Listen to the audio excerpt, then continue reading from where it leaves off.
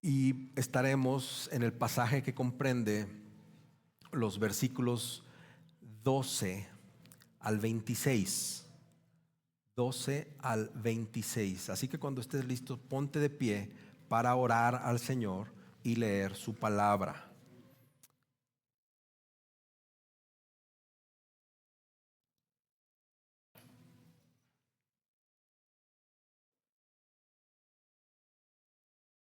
Amén. ¿Por qué no oramos al Señor? Bendito y amado Dios, te damos gracias por este tiempo, porque en tu misericordia, Señor, has revelado tu voluntad que querías revelarnos a través de tu palabra escrita. Señor, así como inspiraste a aquellos que le escribieron, Señor, que ahora tu Espíritu Santo nos redarguya, nos lleve a reconocer nuestro pecado, que lo confesemos, Señor, y que corrijamos el rumbo. Gracias porque tu palabra nos ayuda a eso.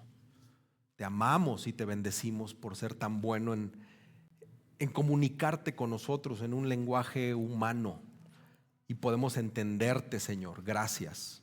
Gracias, Padre. Que el día de hoy haya corazones transformados por tu palabra, haya vidas renovadas por tu palabra, haya corazones sanados por tu palabra, Señor. Ayúdame a hablar tu palabra, Señor, pero que no sea yo quien hable, sino que sea el Espíritu Santo hablando a la iglesia. En el nombre precioso de Cristo Jesús. Amén. Marcos 14, versículo 12 al 26. Y la palabra del Señor dice así: el primer día de la fiesta de los panes sin levadura, cuando se sacrificaba el cordero de la Pascua, los discípulos le preguntaron a Jesús: ¿dónde quieres que vayamos y hagamos los preparativos para que comas la Pascua? Él envió a 2 de sus discípulos, diciéndoles: vayan a la ciudad y allí les saldrá al encuentro un hombre que lleva un cántaro de agua, síganlo. Y donde él entre, digan al dueño de la casa: el maestro dice, ¿dónde está mi habitación en la que pueda comer la Pascua con mis discípulos? Y él les mostrará un gran aposento alto, amueblado y preparado. Hagan los preparativos para nosotros allí. Salieron pues los discípulos y llegaron a la ciudad y encontraron todo tal cual él les había dicho y prepararon la Pascua. Al atardecer llegó Jesús con los 12 discípulos y estando sentados a la mesa comiendo, Jesús dijo: en verdad les digo que uno de ustedes me entregará, el que come conmigo. Ellos comenzaron a entristecerse y a decir uno por uno: ¿acaso soy yo? Es uno de los 12, les respondió, el que moja el pan en el mismo plato que yo. Porque el Hijo del Hombre se va tal y como está escrito de él. Pero ay de aquel hombre por quien el Hijo del Hombre es entregado. Mejor le fuera a ese hombre no haber nacido.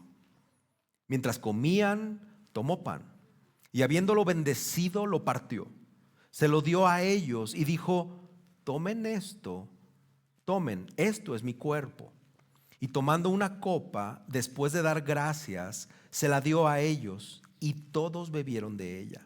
Y les dijo: esto es mi sangre del nuevo pacto, que es derramada por muchos. En verdad les digo que ya no beberé más del fruto de la vid hasta aquel día cuando lo beba nuevo en el reino de Dios. Después de cantar un himno, salieron para el monte de los olivos. Amén. Puedes tomar tu lugar.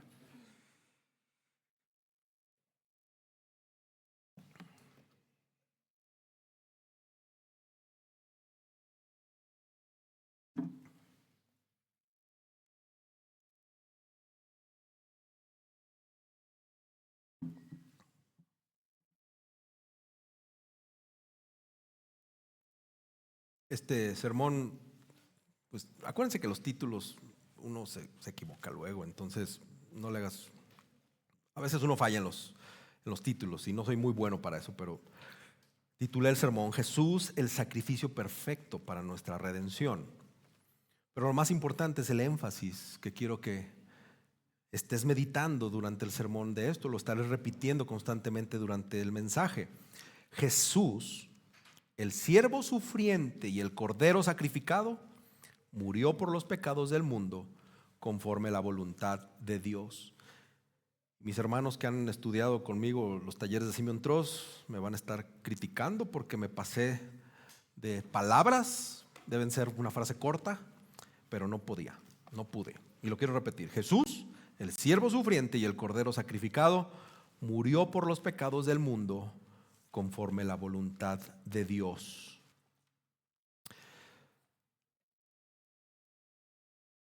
Sin duda, este puede ser un pasaje ideal para predicarlo en Coram Deo el primer domingo del mes, cuando celebramos la Santa Cena.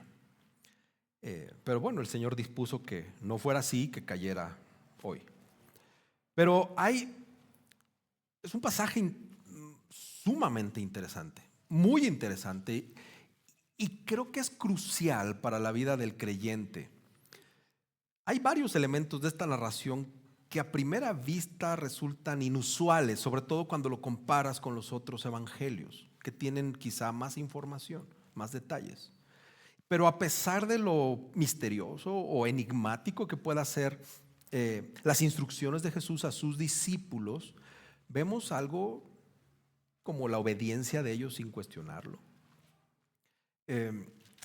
Y hay ejemplos, ¿no? O hay detalles como es muy interesante ver cómo en el resto de Marcos 14 se están mencionando a los 12 apóstoles, pero en estos versículos habla de los discípulos, tal vez sugiriendo la inclusión de otros más que pudieran estar, aunque Lucas menciona que es Pedro y Juan. Es una narración sobre la preparación de la Pascua que sin lugar a dudas tiene muchas similitudes con lo que habíamos leído y estudiado la vez anterior, en el capítulo 11, con respecto a la entrada triunfal de Jesús a Jerusalén. Hay mucho parecido entre estos dos pasajes, sobre todo en las instrucciones. Hay similitudes.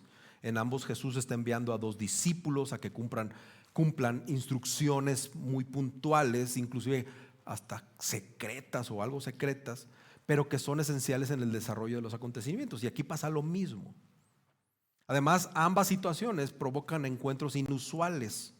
Y en ambas situaciones las cosas ocurren exactamente como Jesús lo anticipó. Pero lo que podemos ver en ambos pasajes, y especialmente en el de hoy, es que estos relatos destacan el conocimiento pleno y el dominio absoluto y soberano de los acontecimientos por parte de nuestro Señor Jesús, mientras se está aproximando la hora de su crucifixión. Todos sabemos que ha habido muchos falsos maestros y falsos profetas en la historia de la iglesia, y hay algunos que al día de hoy siguen sosteniendo o siguen afirmando que Jesús fue un profeta del fin de los tiempos, un profeta escatológico del primer siglo, que su ministerio iba a marcar el rumbo apocalíptico de la historia, pero que todo se le salió de las manos, que el proceso fue brutalmente cortado y terminó siendo asesinado. Entonces, esta es una afirmación hereje que muchos pueden sostener, eruditos, liberales, progresistas, escépticos, no lo sé. Pero que si tú eres honesto con una lectura estricta de los evangelios, estas afirmaciones no resisten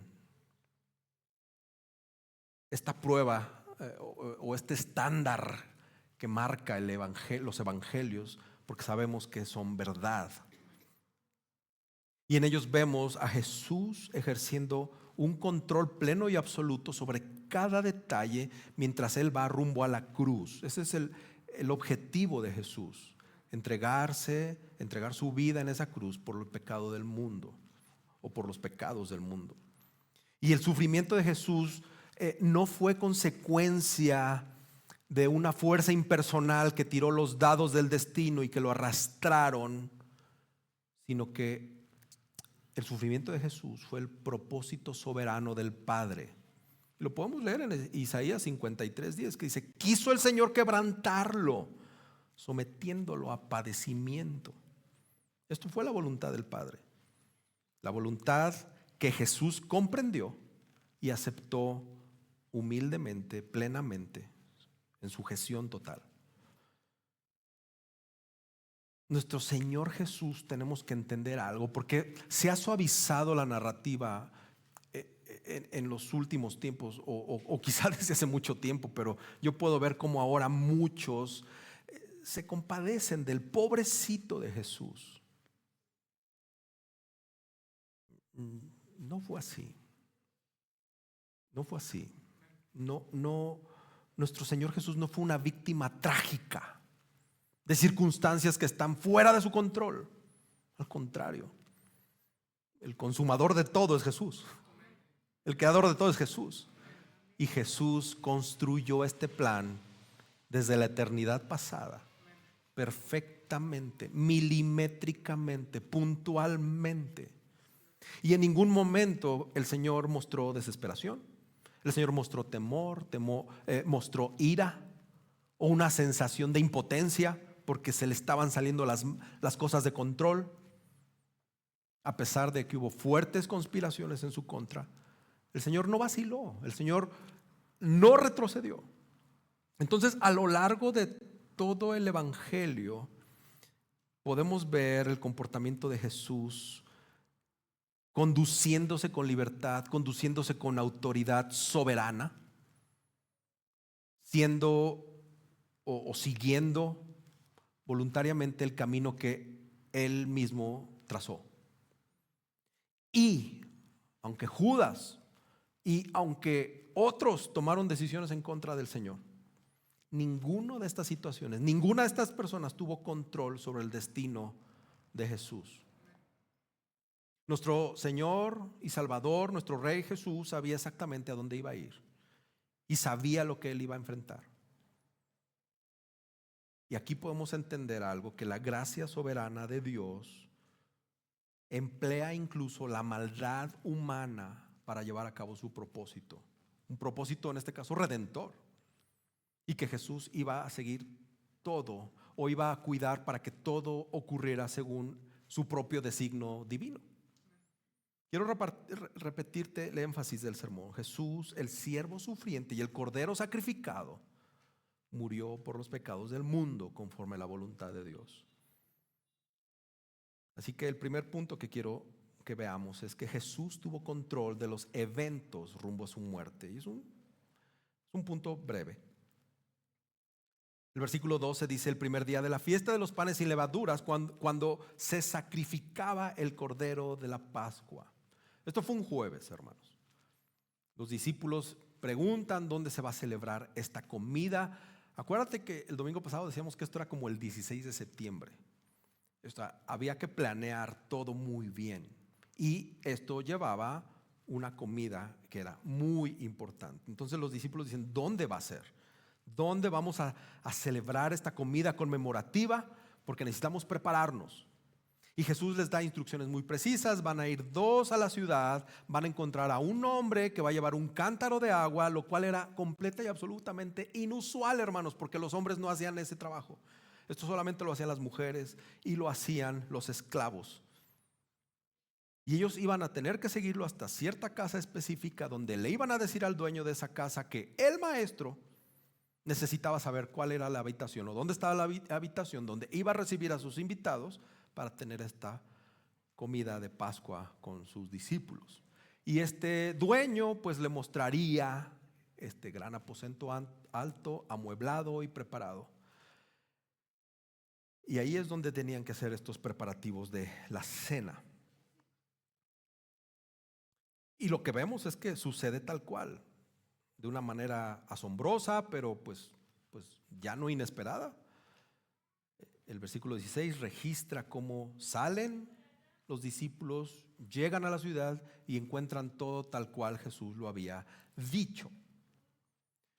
Hay muchas teorías al respecto y alrededor de estos versículos, donde dicen que Jesús pues ya conocía al hombre que llevaba el agua, ya conocía al dueño de la casa, que inclusive en sus múltiples viajes a Jerusalén pudo haber ya negociado este lugar, o que inclusive este es el aposento alto de Hechos.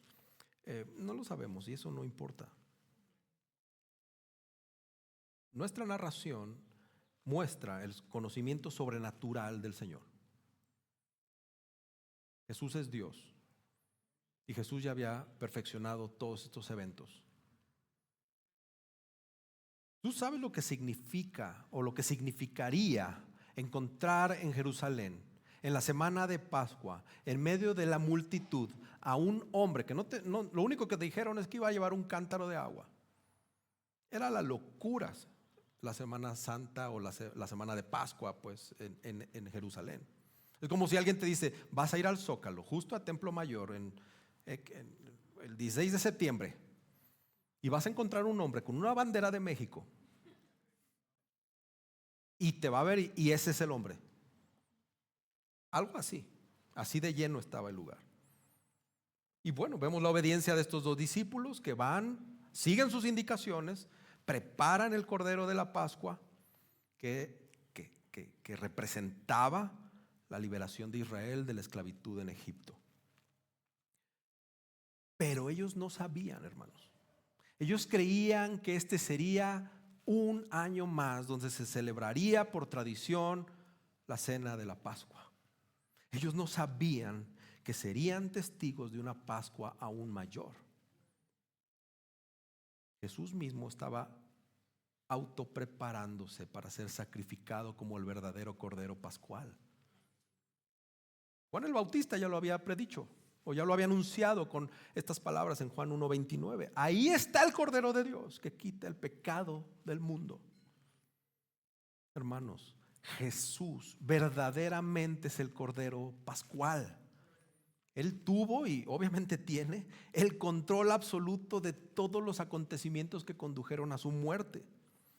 La cruz no le tomó por sorpresa, al contrario, Él diseñó la cruz. Él diseñó la cita divina que tenía establecida y lo hizo antes de la fundación del mundo. Jesús conocía cada detalle de lo que iba a ocurrir y el Señor Jesús lo abrazó con gozo. Hermanos amados, esta certeza de que en la voluntad de Dios, o esta certeza de la voluntad de Dios, tiene que inspirarnos a confiar en Dios. Aun cuando tu camino de vida o los caminos de nuestras vidas sean difíciles, aun cuando sean dolorosos o incluso mortales. Porque a pesar de todo, Dios sí tiene el control de todo. De todo. No importa qué tan enfermo estés, el Señor controla las últimas fracciones de segundo de tu vida. Y si te fijas, especialmente en esta iglesia, hay muchos hermanos que adolecen de su salud, que sufren con su salud. Y constantemente estamos repitiendo este mensaje. ¿Por qué?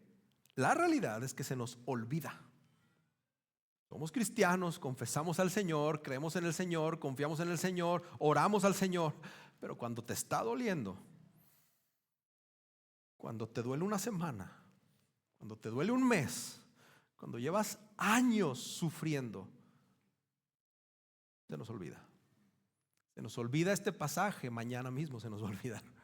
El evangelio se nos olvida cada 2 días. Por eso vamos a estar recordando que Dios tiene control sobre todas las cosas, tiene control sobre tu vida, tiene control sobre todos los contextos que te rodean. El Señor controla todas y cada una de tus células. Y aunque se te olvide rápido, bueno, vamos a estar recordándotelo. El Señor tiene y tendrá control de todo. Amén. Acuérdate, Jesús, el siervo sufriente y el cordero sacrificado, murió por los pecados del mundo conforme a la voluntad de Dios. Lo segundo, hermanos, es que Jesús no fue sorprendido por la traición. Estamos hablando de un soberano que planeó todo. Obviamente no fue sorprendido por la traición. Si él tenía control absoluto de todos los acontecimientos del universo y de todos los acontecimientos que lo llevaron a la cruz, pues aquella traición no le cayó por sorpresa, no le tomó por sorpresa. Ahora, eso no significa que no le haya dolido. Eso no significa que el Señor no le haya causado dolor esa traición, que no le haya causado desilusión esa traición. Sin lugar a dudas le dolió, sin lugar a dudas se desilusionó, porque quien lo traicionó era un amigo cercano, era un amigo de alta confianza. Y a veces, hermanos, a veces Dios permite en su gracia y en su misericordia que tú y yo seamos traicionados por amigos cercanos o por hermanos en la fe, dándonos la oportunidad de comprender el dolor, de comprender la desilusión sufrida por nuestro amado Señor Jesús. Para eso sufrimos, hermanos, para parecernos a Jesús. Para eso sufrimos. Y Marcos pone el foco en dos momentos clave: la traición de nuestro Señor y la institución de lo que conocemos como la Cena del Señor, la Santa Cena. Y lo que vemos aquí es otro contraste que Marcos, el autor, hace entre la traición y este acto supremo de gracia en la que Jesús va a establecer con sus discípulos. Tenemos a un grupo de hermanos que están reclinados o recostados sobre la mesa y están comiendo. Quiero que veas esta imagen, a ver si la puedes ver.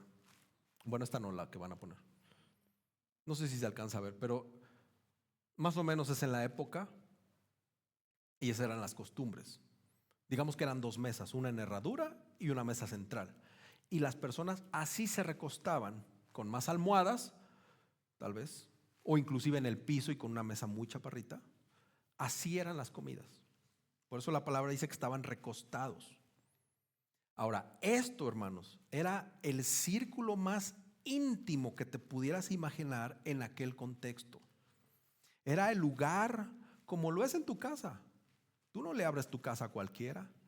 Y hay momentos donde son muy íntimos, en las familiares o en las comidas normales, donde se platican, se toman decisiones de vida. Ese es el círculo íntimo. Así sucedió. Gracias, hermanos. Entonces, este grupo estaba reclinado, recostado sobre la mesa, que esta era la postura normal en aquella época. No como esa pintura famosa de Leonardo da Vinci, donde están como que en una mesa todos viendo al fotógrafo. Eso no es tan real. De hecho, no creo que sea semejante a la realidad, sino lo que te acabo de enseñar, eso sí era más real. Y en ese lugar de intimidad, de amistad, en un círculo cerrado, Jesús pronuncia con solemnidad unas palabras que sin duda iban a escandalizar a los que estaban ahí.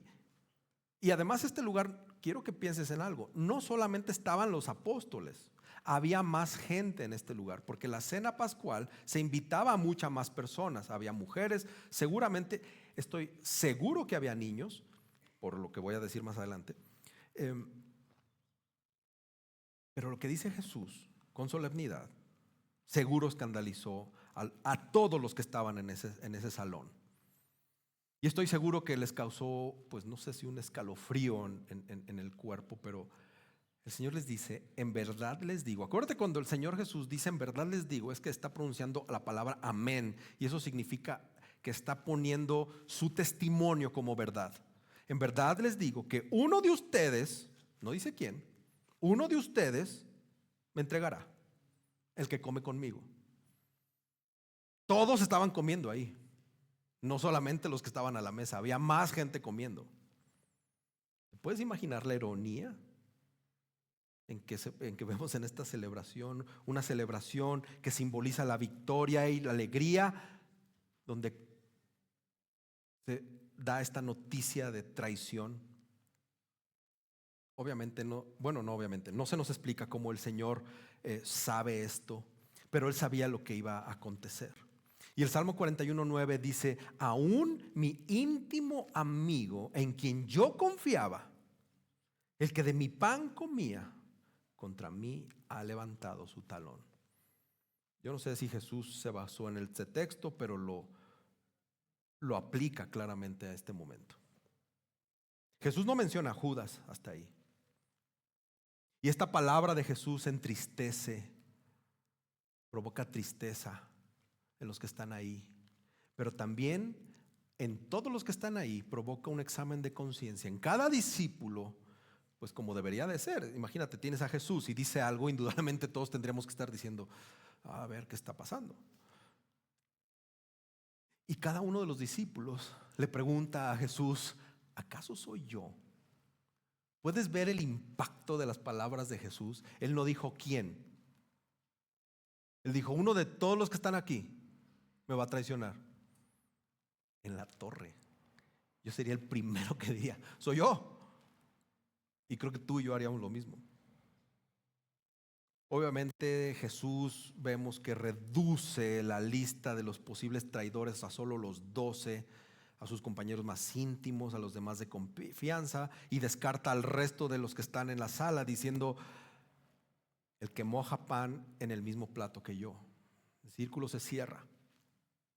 Con esta aclaración podríamos decir que exonera al resto que estaban ahí en la cena, y los probables sospechosos quedan descartados, y todos los compañeros íntimos ahora son sospechosos. Y puede que solamente en estricto sentido sabemos que había un solo traidor, pero en estricto sentido, porque en la siguiente mañana, al otro día, todos los discípulos traicionarían a Jesús. Ahora,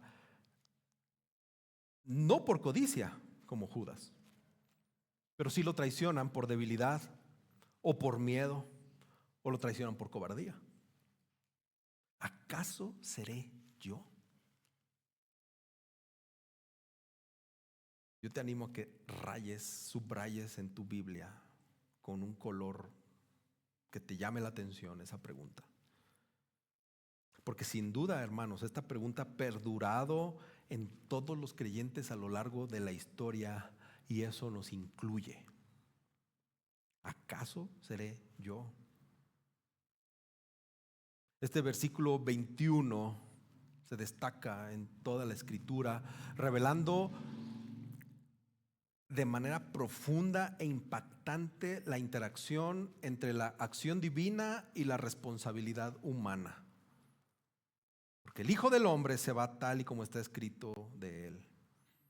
Pero hay de aquel hombre por quien el Hijo del Hombre es entregado. Mejor le fuera a ese hombre no haber nacido. Y pongamos atención en esto. Jesús, como el Hijo del Hombre, que está haciendo Jesús referencia a lo escrito por el profeta Daniel, estaba predestinado a ser traicionado y crucificado. Y una vez más, de hecho, estas palabras únicamente las podría decir Jesús. Si tú analizas lo escrito por Daniel, no dice que el Hijo del Hombre va a sufrir. Y Jesús está tomando este nombre apocalíptico y está asegurando que Él va a sufrir. Tomando esta postura del siervo sufriente de Isaías. También Judas, quien traicionó al Señor Jesús, que vemos, a pesar de la traición, a pesar del dolor y la desilusión, el Señor Jesús se compadece. A pesar de su acto desmedido de pecado, el Señor Jesús se compadece de este hombre y dice: ay de aquel hombre, pobre hombre. Jesús amó y se preocupó incluso por Judas. Y también vemos que el juicio futuro de Judas pues va a ser tan terrible que es mejor que no haya nacido. Con eso podemos ver, hermanos, que la verdad del Evangelio, el conocimiento de la verdad del Evangelio trae a nosotros una responsabilidad alta. Judas conocía al propio creador de las buenas nuevas. Estaba cerca de él. pero no se le había revelado todo. Y a nosotros sí. A nosotros sí. Esto trae mucha responsabilidad, hermanos. Mucha. Tómate muy en serio estas palabras de parte de Dios. Esto trae mucha responsabilidad. Y no, ya no hablemos del número de Biblias que tienes en tu librero, sino en lo que has leído en la Biblia y que ahora te es contado a ti como verdad y que vamos a dar cuentas de esta información que se nos ha revelado. Y también vemos que aunque la traición de Judas fue ordenada según el plan de Dios, Judas fue moralmente responsable por su acción libre. Vemos que Jesús iba a ser traicionado, Jesús iba a ser crucificado conforme a la voluntad predeterminada de Dios, pero esto no excusó en absoluto a Judas de su responsabilidad y de su culpa. Y hermanos, es un misterio divino que pues nunca vamos a comprender con plenitud en esta vida, pero abrazamos esta verdad entre la tensión que hay o que existe entre la soberanía divina, que esta nunca anula la libertad que tenemos de ejecución, ni la responsabilidad moral que tenemos como humanos. Porque a veces somos muy convenencieros y predicamos la soberanía de Dios, ¿verdad? Y cuando metemos la pata decimos, bueno, es que Dios así lo tenía ordenado. Decimos, no seas bribón. Actuaste deliberadamente, actué deliberadamente. Tú eres responsable moralmente por ese acto pecaminoso y no tiene nada que ver que Dios te haya empujado o que Dios te haya obligado. Entonces afirmamos esta verdad. Pero bueno, ¿qué hay de ti y de mí, hermano? Con todo esto que te acabo de decir. ¿Qué hay de ti y de mí? Lo decía la vez pasada, creo que cada uno de nosotros somos un Judas con patitas, porque cada pecado contra Jesús es un acto personal de traición que cometemos contra nuestro Señor. Esa es una verdad y no la podemos quitar de la realidad. Aún más porque, como decía, nosotros conocemos la revelación completa. Nosotros somos conocedores de la gracia y de la misericordia de Dios, que nos ha rescatado de miles de millones de pecadores y nos ha rescatado de miles de pecados que hemos cometido. Y nosotros osamos desobedecer a Dios. Eso es una traición contra el Señor Jesús, después de haber recibido su gracia, su misericordia, su perdón, su salvación, su justicia. Y nosotros deliberadamente nos ponemos el traje de Judas y lo hacemos adrede. Y extendemos y queremos extender la liga a ver hasta dónde se rompe. ¿Qué hay de ti, de mí? Tenemos que analizar eso. Tenemos que meditar y decirle, Señor, no quiero ser Judas. No quiero ser un Judas moderno. No quiero, no quieres, hermano. De verdad no quieres. Pero bendito y maravilloso Jesús, porque aquí es donde brilla su gracia, hermanos. Aquí es donde brilla lo maravilloso del Evangelio, de su Evangelio. Porque incluso aquellos que traicionan al gran Rey y Salvador, nuestro glorioso Señor Jesucristo, pueden experimentar perdón inmediato y completo mediante el arrepentimiento y la confesión de pecado. Aquí es donde con esto se te cae el disfraz de Judas. Aquí es como la fórmula, hermanos. Ahora es una fórmula que no depende de nosotros, porque esto el Señor lo ha puesto en nosotros. Es decir, tú no puedes mostrar arrepentimiento si no tuvieras el Espíritu Santo. O sea, aparte de todo, aparte de nuestra osadía, el Señor mismo es quien empuja desde adentro para que nosotros escupamos ese pecado y digamos, perdóname, Señor. Un arrepentimiento profundo, lo veíamos ayer en hombres también.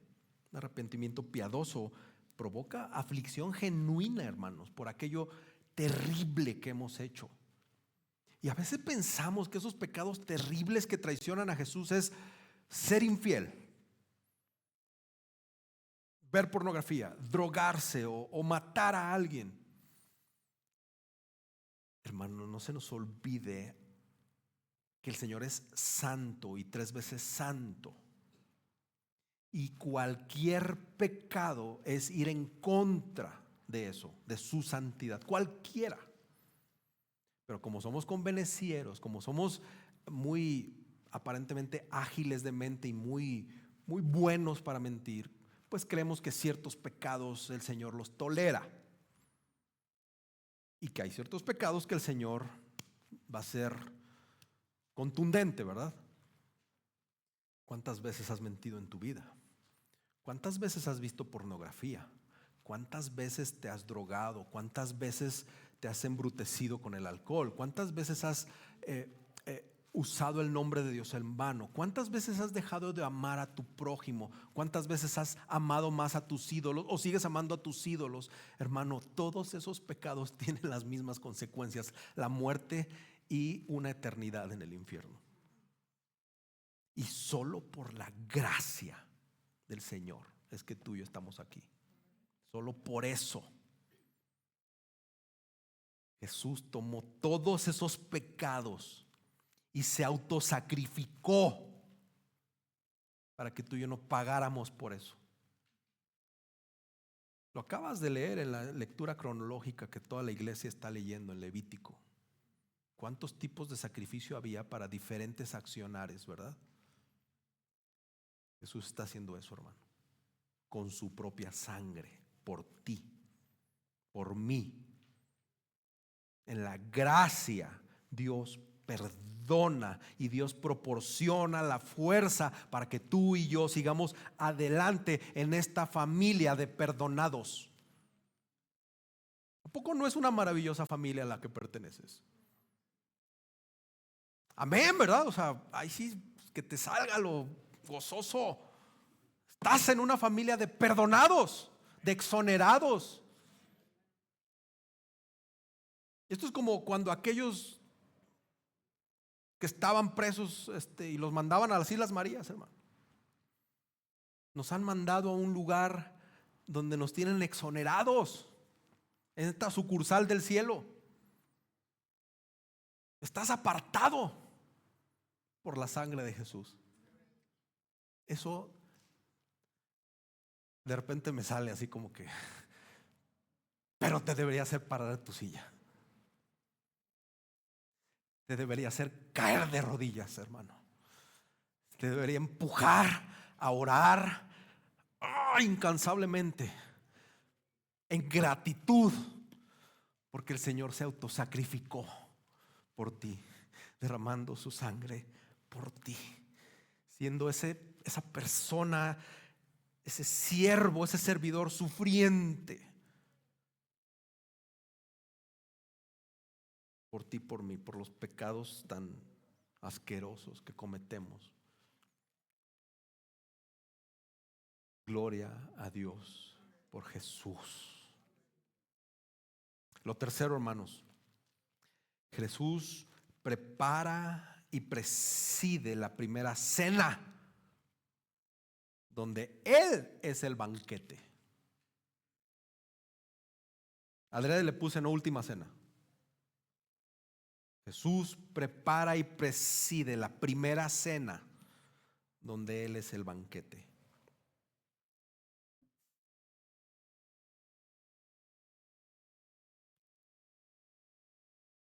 Nuestro Señor Jesús, hermanos, demostró humildad. Lo vemos en Juan 13, lavando los pies de sus discípulos. Esa noche, así lo registra el Evangelio de Juan. Pero vemos que su servicio no terminó ahí, porque esa misma noche instituyó lo que tú y yo conocemos como la última cena o la santa cena, pero bien podríamos llamar la primera cena, porque está marcando el inicio del nuevo pacto que Dios estableció a través de su Hijo Jesús, quien fue el verdadero Cordero Pascual, o el verdadero Cordero de la Pascua sacrificado por nosotros. Tienes que leer el Antiguo Testamento para entender esto, porque a veces no le tomamos significado, y voy a explicar algunas cosas. Su muerte, hermanos, la muerte de Jesús abrió la puerta a un nuevo, a un mayor, a un mejor éxodo, librándonos de la esclavitud del pecado. ¿Ven lo que dice Jeremías 31 al 34? Vienen días, declara el Señor, en que haré con la casa de Israel y con la casa de Judá un nuevo pacto. No como el pacto que hice con sus padres el día que los tomé de la mano para sacarlos de la tierra de Egipto. Mi pacto que ellos rompieron, aunque fui un esposo para ellos, declara el Señor. Porque este es el pacto que haré con la casa de Israel después de aquellos días, declara el Señor. Pondré mi ley dentro de ellos y sobre sus corazones la escribiré. Entonces yo seré su Dios y ellos serán mi pueblo. No tendrán que enseñar más cada uno a su prójimo y cada cual a su hermano, diciéndole: conoce al Señor, porque todos me conocerán, desde el más pequeño de ellos hasta el más grande, declara el Señor. Pues perdonaré su maldad y no recordaré más su pecado. Esto es posible por Cristo, hermanos. Hermanos, recordemos que la Pascua era una celebración familiar y tenían rituales bien definidos o un procedimiento sobre esa cena. Durante esa cena, el anfitrión o el mayor de los varones se levantaba con una copa de vino en la mano y explicaba el significado de la fiesta. Había 4 copas de vino, o se tenían que tomar 4 copas de vino durante la noche. Y estas 4 copas de vino simbolizaban las promesas de liberación que Dios hizo en Éxodo 6, rescatando al pueblo de Egipto. Tenía que ver con la liberación de la esclavitud, la redención con el poder del poder de Dios y la renovación de la relación con Él, con Dios. La tercera copa se ofrecía casi cuando la cena iba a estar finalizada, o casi al terminar la comida se ofrecía la tercera copa. Y esta copa o este momento que está hablando el versículo 23 es la tercera copa. En medio de esta celebración tradicional que se celebraba, perdón la redundancia, en el pueblo judío, Jesús rompe con la tradición o rompe con el curso habitual de las cosas, partiendo el pan, bendiciéndolo, declara: tomen, esto es mi cuerpo. Y en el versículo 22 se están empleando 7 verbos bien interesantes: comer, tomar, bendecir, partir, dar, decir y volver a tomar. Esto, hermanos, está reflejando una acción misericordiosa de Jesús hacia sus discípulos. Cuando Jesús les declara: esto es mi cuerpo, la palabra original aramea que se traduce como cuerpo, muy posiblemente lo que Jesús quiso decir es: mi persona completa. Como si dijera: tomen mi persona completa, o tomen todo mi ser. Esto es mi persona completa. No solamente esto es mi cuerpo. Quiero que empieces a meditar cada vez que tomamos la Santa Cena, cada vez que tomas el pan, que Jesús te estuviera diciendo: eso que estás comiendo, toma todo mi ser, toma mi persona completa. Es una representación. No empieces a pensar de más. Ahorita voy a aclarar eso. Pero en el conjunto todas estas palabras están ilustrando un acto total y generoso del Señor Jesús, quien se está ofreciendo a sí mismo como un alimento espiritual para sus discípulos. Cada vez que los creyentes nos reunimos en su nombre, podemos alimentarnos de Él por medio de la fe. Ahorita voy a explicar eso de la transubstanciación, calma. Hermanos, Jesús no solamente está presidiendo el banquete, Jesús es el banquete. Ve lo que dice 1 Corintios 5:7. Limpien la levadura vieja para que no sean masa nueva, así como lo son en realidad sin levadura, porque aún Cristo, nuestra Pascua, ha sido sacrificado. Luego el Señor toma la copa, la bendice, y después de que todos bebieron, les dice: esto es mi sangre del nuevo pacto, que es derramada por muchos. Este nuevo pacto, como el antiguo, hermanos, tuvo que haberse sellado con sangre. Y esta frase de derramada por muchos recuerda lo prometido por Jeremías 31, que este pacto se cumple a través de la muerte del siervo sufriente, del siervo doliente. Ve lo que dice Isaías 53:12: porque derramó su alma hasta la muerte, y con los transgresores fue contado, llevó el pecado de muchos e intercedió por los transgresores. Y puedes leer Hebreos 8 y vas a tener más detalles sobre este nuevo pacto. Pero en esta cena el Señor Jesús no solamente cumple con el significado de la Pascua, sino que nos está dejando un recordatorio eterno de su sacrificio y del camino de liberación que nos ofrece su sacrificio. Y eso es lo que estamos recordando cada mes, al menos en esta iglesia. Habrá iglesias que lo recuerdan cada semana, o hay otras que lo recuerdan, pues ellos definen la fecha. Cuando Marcos escribe su evangelio, Pablo ya le estaba escribiendo a los corintios, y Pablo ya les estaba dando instrucciones a los corintios. Marcos se escribe entre el 50 y 53,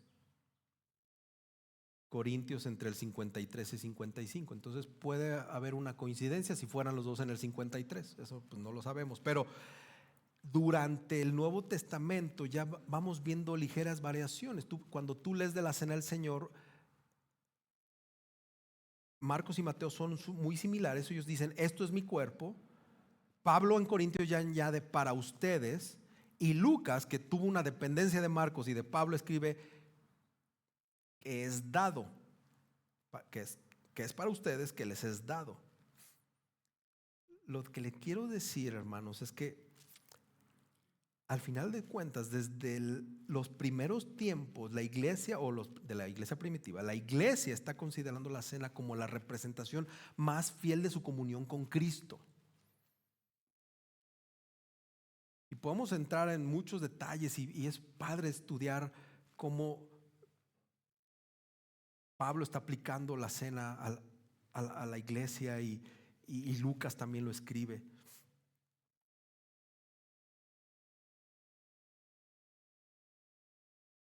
Tenemos que rescatar la importancia de la cena del Señor. No porque no sea importante para ti, no lleves más allá mis palabras, o no porque no sea importante para esta iglesia, sino hay que analizar qué tan importante está siendo en realidad. Ahora, regresando un poquito, es importante señalar que hay varias interpretaciones basadas en doctrinas medievales sobre la transubstanciación, que toman las palabras de Jesús como que estas transforman la sustancia del pan y el vino en la verdadera sustancia del cuerpo y la sangre de Cristo. Entonces, aunque parezca pan y aunque parezca vino, en el caso de la iglesia romana, pues dice que ellos están comiendo el cuerpo de Cristo, literalmente hablando, se están tomando la sangre, literalmente hablando, y como Cristo no puede separarse, pues se están tragando la divinidad de Jesús. Nosotros no creemos esto, pero no podemos negar que hay un misticismo en todo esto. No podemos negar que cuando tú tomas la Santa Cena, estás confiado que estás delante de la presencia de Dios. No puedes negar que cuando tomas la Santa Cena, el Espíritu Santo habita este lugar.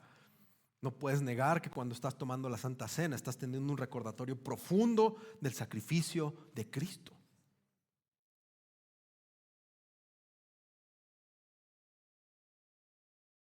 Cuando Marcos dice esto es mi sangre, los discípulos ya habían bebido la copa.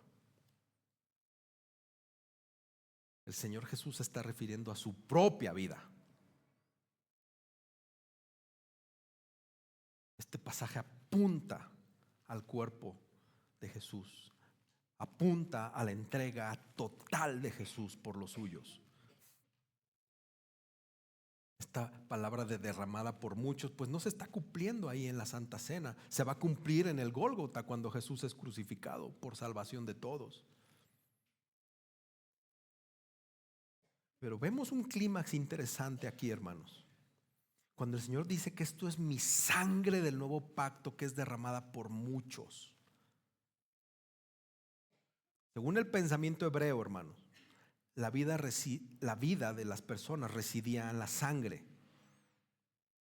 Por lo que hablar de sangre, Jesús está ahí hablando de su propia vida. Acuérdate, en el Antiguo Testamento, esta antigua alianza que había tenía que ser sellado con la sangre de sacrificio de animales. Pero la nueva alianza prometida en las Escrituras se sella con la sangre de Jesús, quien es la única capaz de poder redimirnos verdaderamente de pecado.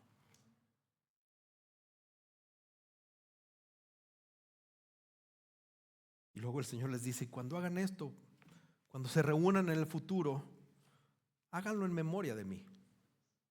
Piensen en mí y piensen en lo que estoy haciendo. Hermanos, creo que no podemos descartar o no podemos dejar de pensar lo impactante que tienen que ser o que son estas palabras para ti como creyente en Jesús. Lo que Jesús le está diciendo es impactante porque le dice a sus seguidores que después de su muerte sigan conservando su memoria, honren la vida del Señor, tengan esta comida en su honor como un recordatorio donde el centro exclusivo de atención es Jesús. Y Jesús instruye a los discípulos a hacer esto. Háganlo en memoria de mí. Hermanos, iglesia, quiero hablar a su corazón.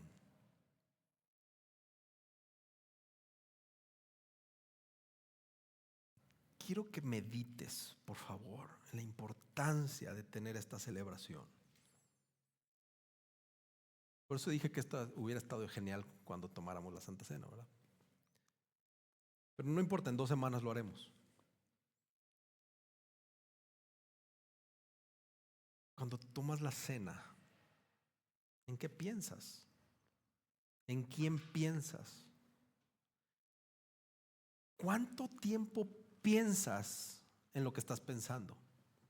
Digo, si es Jesús, vas bien.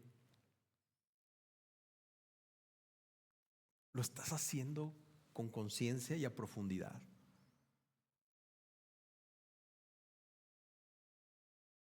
Te lo dejo ahí de tarea. Es algo que tú tienes que masticar, procesar, meditar. Después Jesús concluye y se niega a tomar la cuarta copa, la última, que era la copa de la consumación de la vida en la tierra prometida por Dios. Para Jesús, Él dice, esta copa tiene que esperar o no lo volveré a hacer hasta entonces. Porque Él tenía que beber la última gota de la copa de la ira y de la justicia de Dios, que era esta tercera.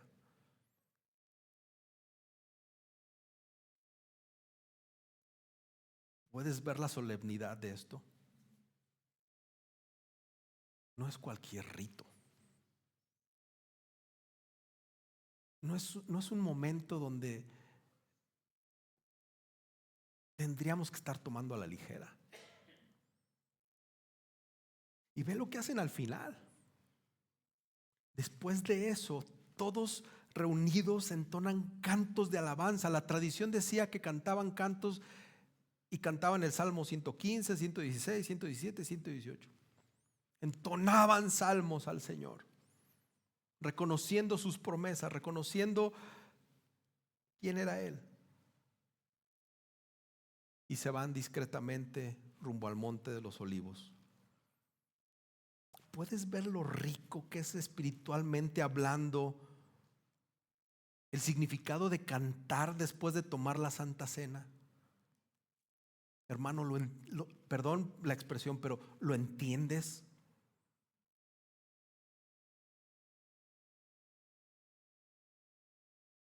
Yo no sé si después de cada Santa Cena voy a invitar a grupitos a que se paren aquí enfrente después de la Santa Cena para que vean sus reacciones, hermanos.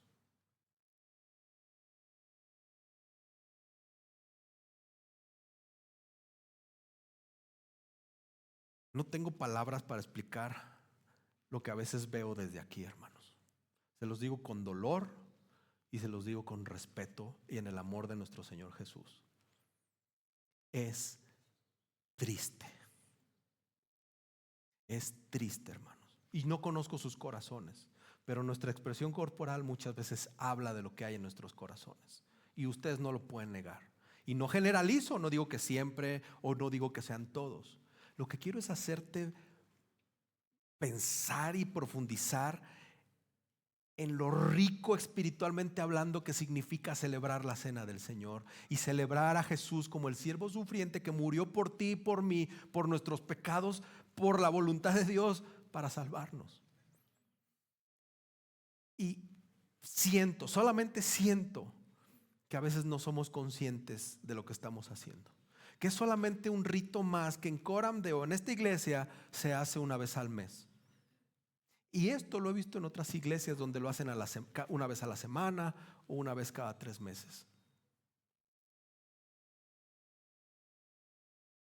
A veces extraño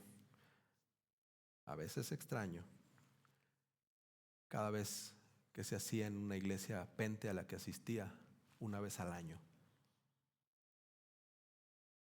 Era algo especial.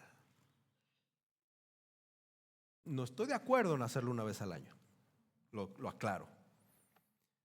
Pero como eso era lo que sabía en su momento, era algo especial.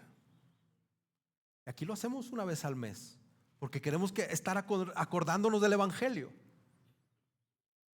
Y yo no sé si a veces pareciera que esto ya es un rito común. Y luego nuestras hermanas de hospitalidad llegan conmigo y me dicen: pastor, es que piden vino, es que piden jugo, es que está muy dulce el jugo, es que este vino está muy amargo. Y no es queja de ellas, luego son comentarios de la iglesia. No importa que te valga si es vino con Chatoro o si es francés de 1,200 pesos la botella. Eso no importa, hermanos. Es que antes daban galletitas saladas y ahora dan pan pita y se me pega en el paladar y no puedo pasármelo. Esta es nuestra realidad, hermanos. Te los digo con vergüenza. Cuando deberíamos de estar profundizando espiritualmente en el evento. Cuando deberíamos de estar diciendo: Señor, perdóname. He menospreciado tu sacrificio. No he podido ver la magnitud de tu obra. No alcanzo a comprender cómo moriste por mí, por este asqueroso pecador. Y cómo en tu gracia yo sigo pecando y pecando y soy un ogro y soy un esto y lo otro y aquello y tú, Señor, sigues derramando gracia y sigues extendiendo tu paciencia por mí. Y en lugar de eso me fijo en el tipo de pan que dan en la iglesia. son unos pecadores porque toman vino. Señor, apiádate de tu iglesia, por favor. Apiádate de mí.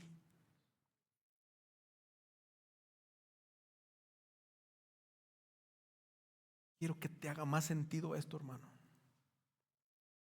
Quiero que les haga más sentido lo que hacemos y por qué lo hacemos. El tener un tiempo de confesión al Señor juntos como iglesia tiene un significado. El venir a congregarse en lo que es nosotros, que somos el templo, nosotros, no eso, nosotros. El venir a reunirnos como un solo cuerpo en Cristo, el cantar cantos, elevar salmos al Señor, que son de aroma grato para Él. ¿Por qué siempre canciones de gracia soberana? Iglesia, reacciona. Vienes a adorar al Señor, al que te creó, al que te salvó, al que te perdonó, al que te sostiene, al que te mantiene, al que te puso el Espíritu que levantó a Cristo entre los muertos. Vienes a adorar a ese Dios. Esto no es un ritual. Esto no estamos jugando, hermanos. No estamos jugando a la iglesita, a administrar a los hermanos. No. Esta iglesia local es una representación del cielo. Esta iglesia local es una sucursal del cielo que administra cosas celestiales. Ustedes vienen a recibir la palabra de Dios. Vienen a escuchar al Señor, vienen a adorar al Señor, vienen a estar delante de la presencia del Señor. ¿Lo crees?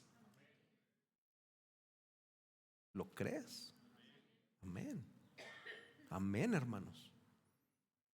Gracias a Dios por tu vida, por la vida de cada uno de ustedes, hermanos. Gracias. Gracias por escuchar a Dios. Gracias por dejarse pastorear, hermanos.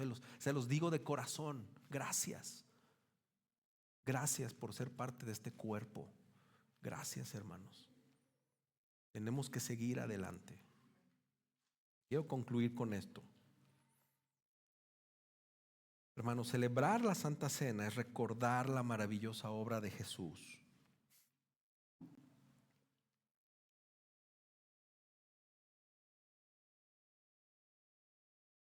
Cuando celebramos la Santa Cena no se requiere ser alguien especial. Hay que destacar eso. Lo único que necesitamos es reconocer nuestra necesidad de Jesús. Ahora, ¿por qué digo esto? El pasaje subraya que todos bebieron de él, recordándonos la gracia de Jesús como la debilidad de los discípulos, quienes a pesar de que le juraron fidelidad a Jesús, se apartaron o huyeron. La cena del Señor, la mesa del Señor, la última cena, la primera cena no es una mesa de méritos, es una mesa de gracia en la que se reúnen traidores, cobardes, puros Judas. Cuando celebras la cena en esta iglesia, eres bienvenido, porque tú y yo somos traidores, somos mentirosos, cobardes y Judas. Y podemos venir directamente al trono de la gracia a pedir misericordia y más gracia. Eso celebramos, hermanos. Eso celebramos. ¿Puedes entender puedes comprender lo importante y trascendental del sacrificio de nuestro Señor Jesús ahora con más claridad. Puedes entender lo relevante de este recordatorio de conmemorar la cena del Señor. Hermanos, atentar contra la iglesia, atentar contra la unidad de sus miembros, a eso me refiero, murmurando, difamando, chismeando, dividiendo, es ir directamente contra Jesús mismo, contra el trabajo del Espíritu Santo de unir. Es menospreciar el sacrificio y toda la obra de Jesús. Hay que tener cuidado, mucho cuidado. No estoy diciendo que allá sí puedes hacerlo, allá no puedes hacerlo, pero aquí menos. Porque la sangre que fue derramada por ti para tu salvación fue derramada por el de enfrente y por el de al lado. Y atentar contra la unidad que el Espíritu nos está, o lo que nos une con mi hermano, pues es atentar contra el Espíritu, contra Cristo mismo, contra su obra.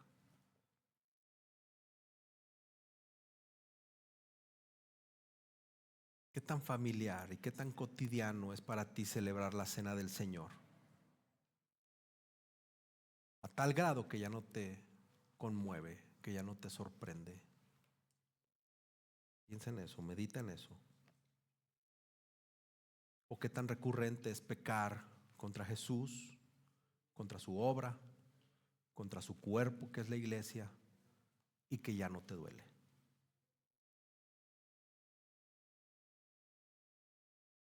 Jesús, el siervo sufriente y el cordero sacrificado, murió por los pecados del mundo conforme a la voluntad de Dios.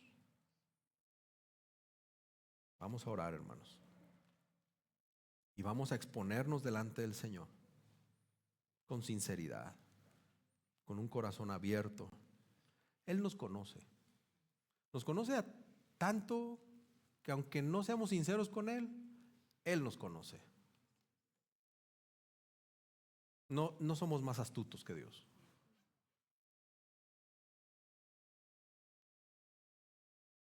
Pero aún así, desde la posición espiritual en la que estás viviendo, busca ser sincero con el Señor. Inclinamos nuestros rostros, y si quieres hincarte, híncate. Si quieres levantarte, levántate. Pero tengamos una posición de humildad delante de nuestro Señor.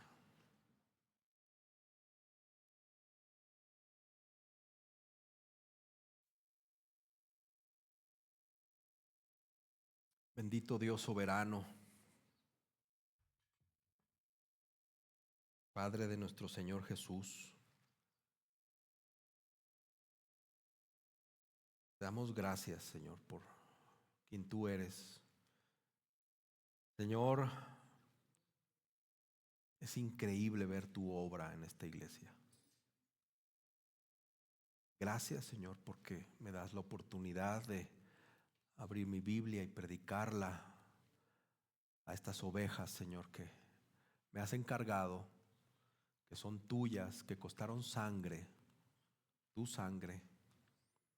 Gracias por sostenerme y darme la fortaleza, Señor, para hablar a tu iglesia. Perdóname, Señor, porque soy indigno. Y tú, Señor, el digno, has usado a esta miserable oveja, Señor, para dirigir a tu pueblo en esta iglesia. Señor, ayúdame como el pastor de esta iglesia a llevarlos a Cristo y al Evangelio domingo a domingo. Y no permitas que mi carne o mis contextos o mi situación interfieran, Señor, con esta vocación que tú has puesto en mí. Señor, hoy, como representante de estas ovejas en esta iglesia, como administrador, obispo, anciano, pastor, de la cual me has puesto a cargo, Señor. Quiero pedirte perdón por esta iglesia. En el nombre de mis hermanos, Señor. Quiero pedirte perdón porque todos juntos, sin temor a equivocarme, Señor, hemos pecado contra ti. Hemos menospreciado el valor de tu obra. Hemos sido necios, Señor. Hemos sido arrogantes.